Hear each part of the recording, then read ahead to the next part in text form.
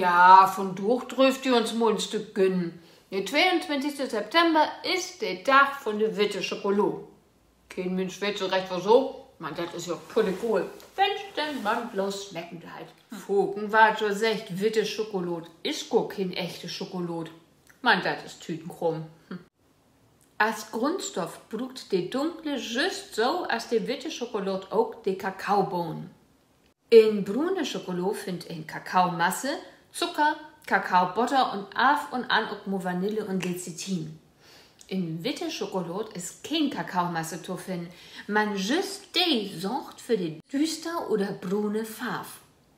Und wie da die Kakaomasse nun mal fehlt, ist die Schokolade eben witt.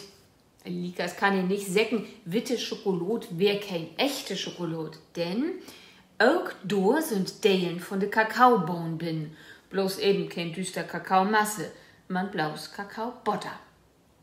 Die kriegt sie als helles Fett mit Verarbeiten von der Kakaobohnen rutsch.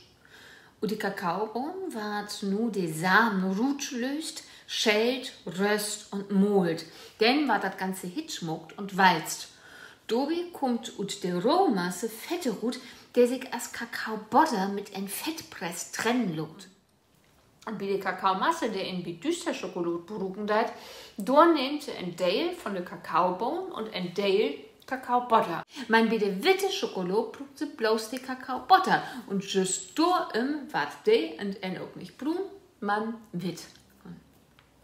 Dass sich witte Schokolade nun auch nur das Lebensmittelgesetz so nehmen darf, da müsste sich bei der Produktion an Regeln und EU-Richtlinien holen.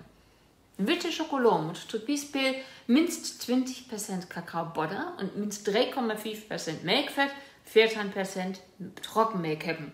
Ja, also schlank warst du von allem nicht. Wird uns mal verglichen. Tofu, zart, bitter, hat immer und 500 Kalorien. Vollmilch, 535 und witte Schokolade kreist sich mit bis zu 642 Kalorien an die Hüften fast. Was? So ein Dickmocker kriegt einen eigenen Vierdach? Ist doch nicht zu glauben.